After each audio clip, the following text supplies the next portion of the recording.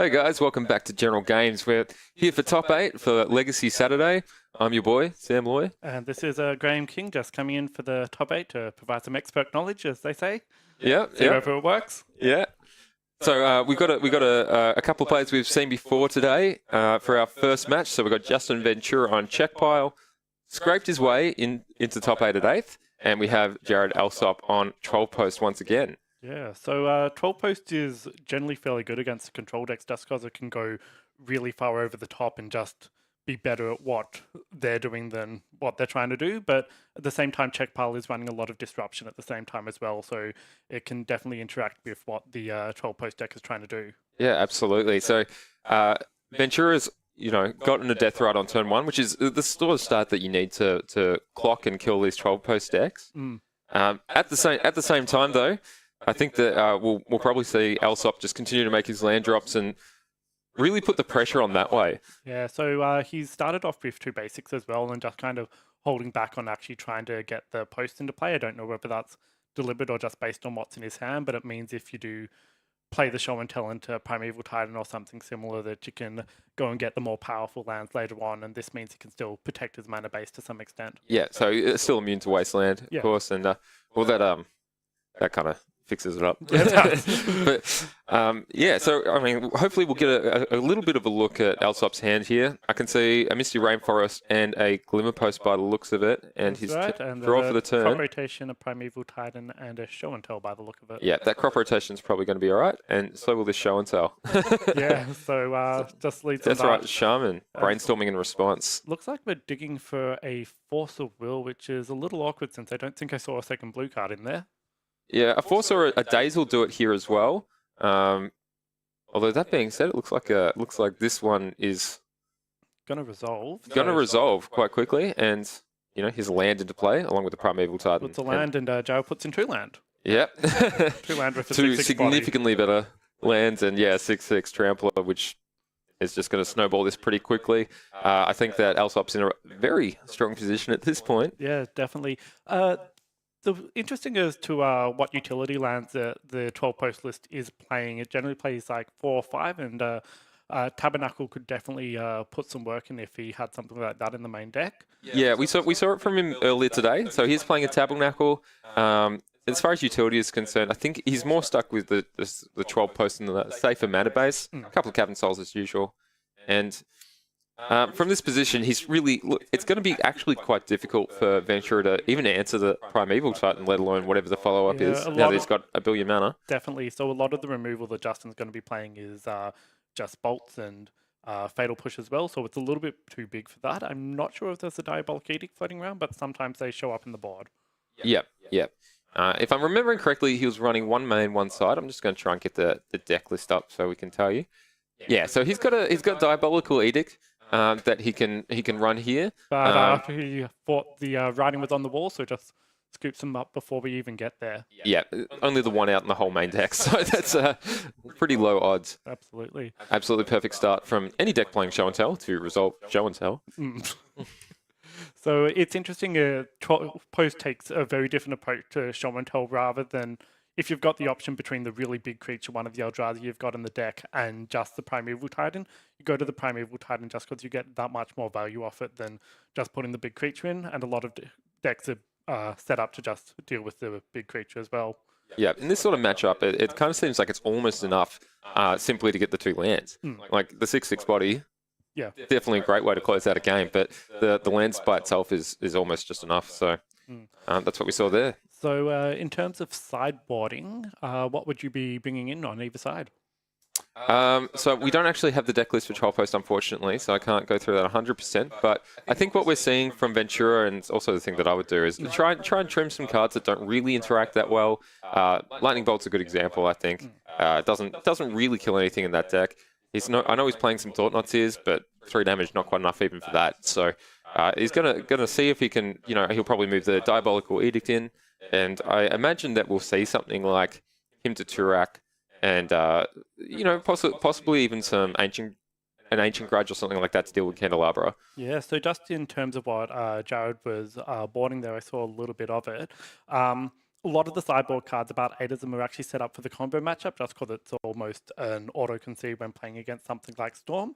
So you try and shore that up. But he's actually brought in Walking Ballistas and taken out his big Eldrazi. So he's very much just going to be playing the value game and trying to hit each of the creatures as they come out from Justin's side. Yeah, that makes sense. I suppose that's it's more of a a sideboard towards needing some more time to get there. So you're going to get the mana at some point. You'll find the thread at some point as long as you have the time. And it also just means that you've got an early game against the deck as well, when there's a lot of interaction going on in those first couple of turns as well. Absolutely. Did you like so we've got Ventura on the plate for game 2.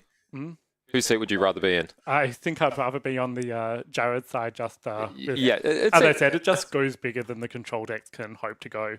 Yeah, it does seem like he's finished first in the Swiss, and we saw him win earlier today, and I think he's picked a really good tech for the field. There's been a few Blood Moon decks out there, but he's managed to dodge them up to this point at least, and he's really just doing very well against all his Brainstorm matchups. Yeah. Anyway, Justin just making a few last-minute changes there, and we'll see how this ends up. Yeah, showing up the last few cards. As always, there's a few more options to consider. Taking lands out by the looks of it there, just to get some more interaction in. So, in terms of this event, I understand we got 20 people for it, is that right? Yeah, 20 people today. Good turnout. Good turnout. Nice, lovely Saturday. Lovely weather. Spending it all inside. Flinging some cardboard at each other. And looks like we've got a Plateau for first place and a Dark Depths for second. So some good prizes for them to play for as well. Yeah, absolutely. Fantastic prizes that'll, help people get a bit closer to their second Legacy deck, or, something like that, or be able to lend cards out and get some more people along. Yeah, just look at where else you can branch to in the format. Yeah, absolutely. Absolutely. It's been looking very good today. A lot of people making a lot of really tough decisions, and a lot of people really opting for as much interaction as they can get. We do have our combo decks, in the field, and there's a lot of thinking on those as well. But I think most people have really opted for these Delvery mid-range decks. It's certainly what we've seen a lot of in the booth here. And it's something that just the strength of having the option of interaction and seeing as many cards as you possibly can off Brainstorm and Ponder is just a great thing in Legacy, and having... I've gone blank. I think there's a lot of appeal for it, because it's the card. You mentioned the card control aspect of those decks, and we've seen people really dig for their one-ofs and trying to get there. Sometimes you get there, sometimes you don't, but it's really nice to have the option. Yes, definitely.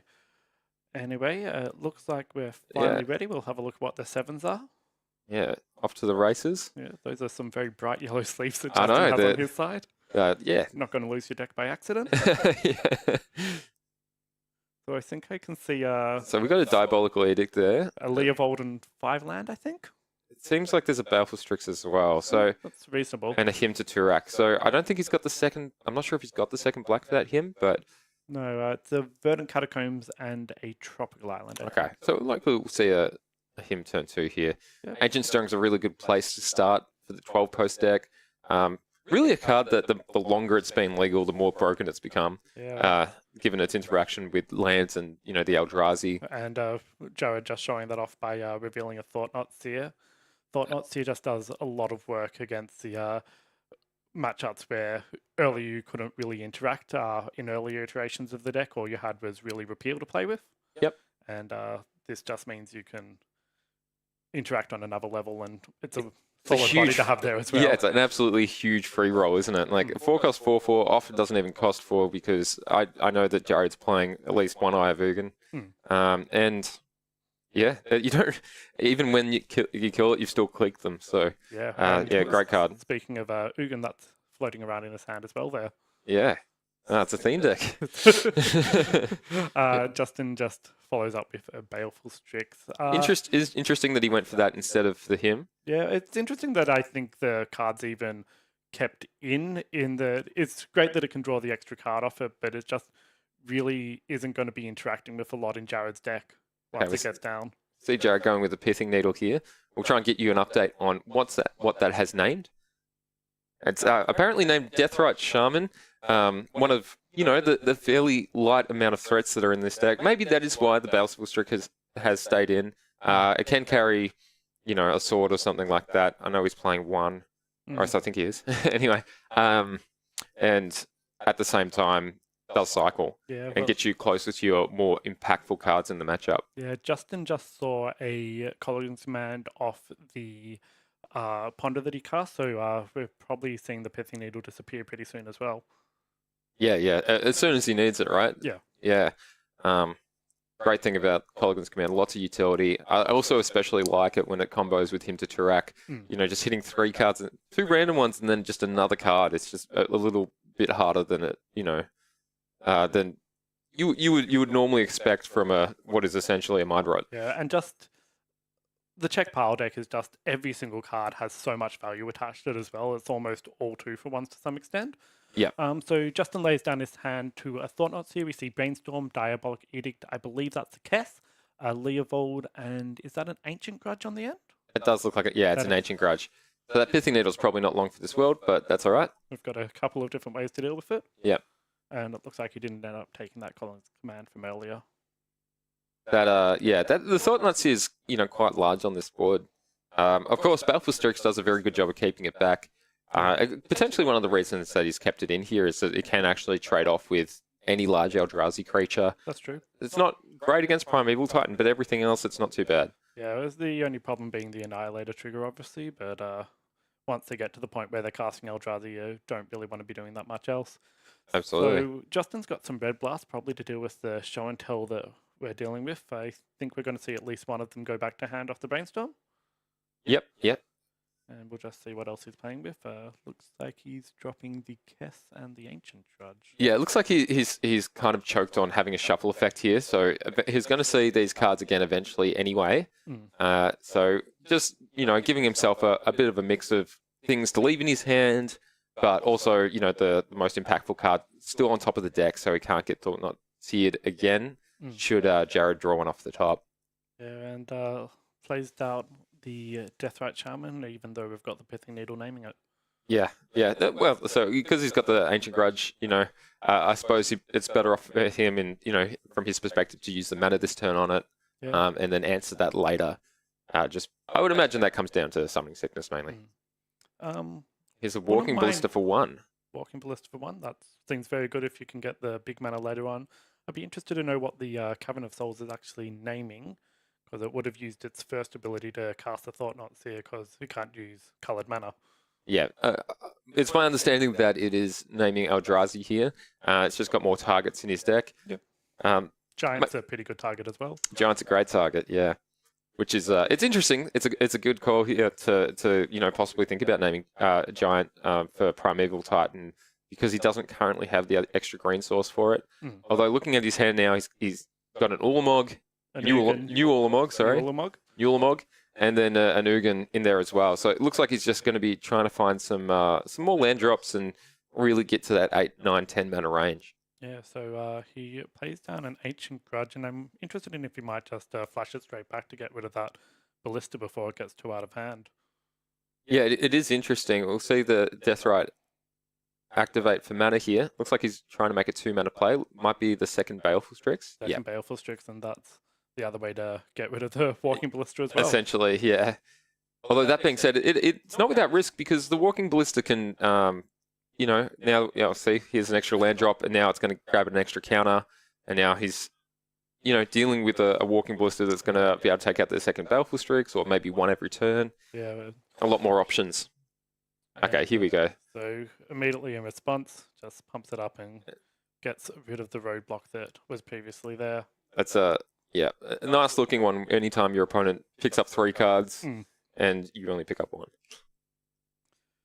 Okay, follows up with another Deathrite. So pretty high value getting rid of that Pithing Needle earlier. Ancient Grudge is certainly putting in work for this game. Yep, and Jared goes digging a little bit more. Yep. It looks like he's found a couple of lands there. Warping Whale as well. Interestingly, a choice that he can make with that Ancient Stirrings. Yeah. That is actually quite interesting, having instants and sorceries that colorless now. They can actually get hit by it. Opts for Vesuve instead, though. Yeah, that's a reasonable call. Yeah, so Justin just very stuck on mana, so he's going to be relying quite heavily on those death rights for the next couple of turns. Yeah, it looks like what he's trying to do is try. I think he's got a Primeval Titan in hand. Jared has a Primeval Titan in hand, and it looks as if he's trying to get himself to a point that if he does draw that 6 land drop, he can make sure he resolve it, and that's why he's picked up a Vesuva and copied a Cavern of Souls. Yeah, so that's probably this time it is on Giant, Yeah, as we said earlier. yeah, there. And we finally get a land drop on Justin's side. Yeah, so from this position, Justin probably just needs to start really amping up the pressure if he's going to have enough time to win this game. He's really under the clock. He's been fortunate that Jared hasn't really drawn any 2-mana lands, except for, arguably the Ivergan. And we can see from our position here that he's actually without his next land drop. Yeah, I So think at the moment Justin really needs to just ignore the fact that that Thought Knot Seer is on the board and try and deal with what's happening in Justin's hand, which looks like he has his flashback a him to Turak with the Kess. yeah. So he's all right. So he's just picking out the card he's going to keep. Looks like he's gotten rid of an Ugin and an Ulamog, leaving 1 card in hand. And that's the Primeval Titan that we know about from earlier. So immediately gets a land and slams it down. Could not do it fast enough. We'll have a look and see if there's any interaction here. Well, doesn't seem as if there is. There is the Cavern of Souls as well, which means that it can't be counted even if you wanted to. Yeah, sure. Yep, for sure.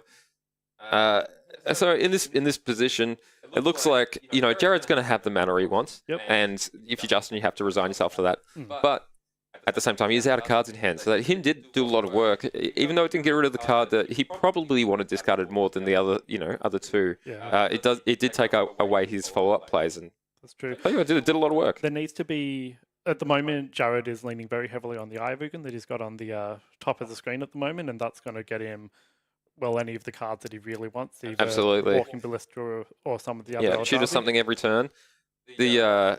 The good thing if you're Justin is that he doesn't have quite enough mana to tutor a fatty and play it, but he's not that far off either. Well, if he attacks next turn with the Primeval Titan, he almost immediately goes up to 16 mana off the cloud posts. Yep. He's got a good choice there between getting an enormous amount of mana or perhaps getting a bunch of life. Yeah, that's true as well. By getting Glimmer Posts. So we'll see which one he goes with.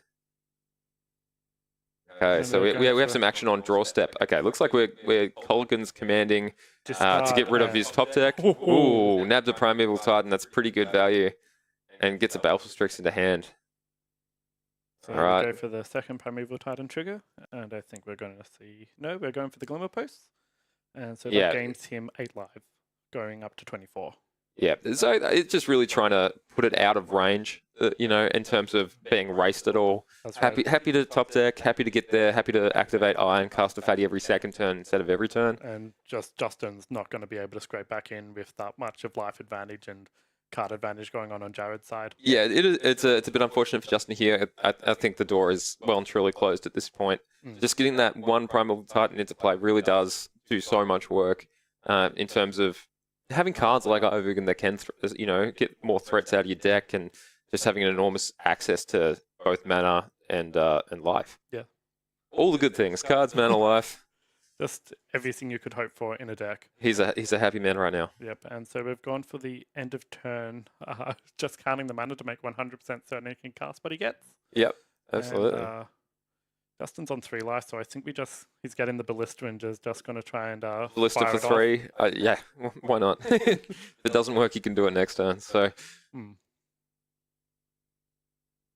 Okay, no, it looks like he's opted for a Thought Knot Seer here. Just going to clear the way. Yeah, make sure that nothing's going to go awry. All right.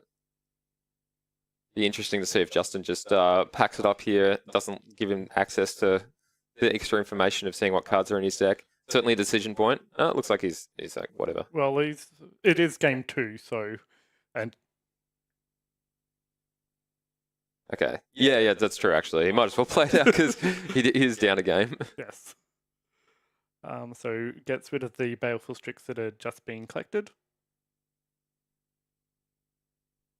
All right, and we'll see what Justin can find off the top here if he's got any options.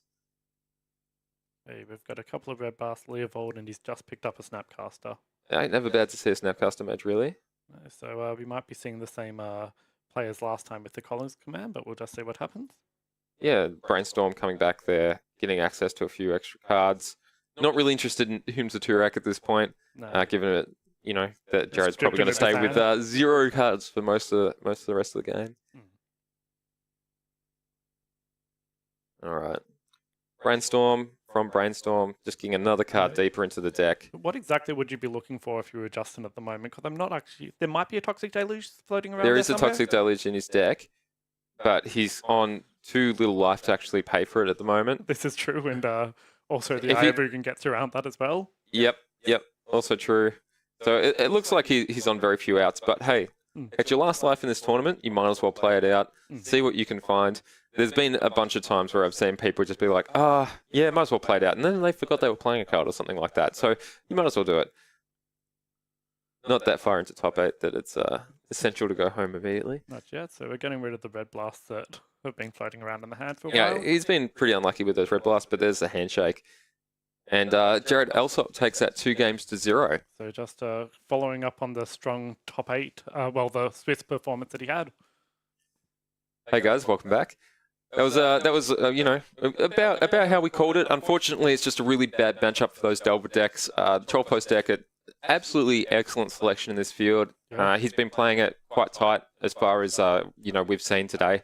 And yeah, just getting a Primeval Titan to play in that deck is just crushing, just absolutely crushing. Oh, and yeah. there's a limited selection of counter spells in the check pile list. I think it's just the 4 Force Wills and maybe a counter spell that you usually see. So it means that it can just do its thing of going over the top. Yep. Yeah, there's not enough interruption to really do it. And apart from, even with Thought Seizers and those sort of things, just its ability to top deck and finish out, just be doing something better on turn, 5 or 6 before it can actually be closed out by one of the fairer decks in the format. Yeah, absolutely. Makes it really strong. Anyway, thank you very much for watching. We'll see you back here for the top 4.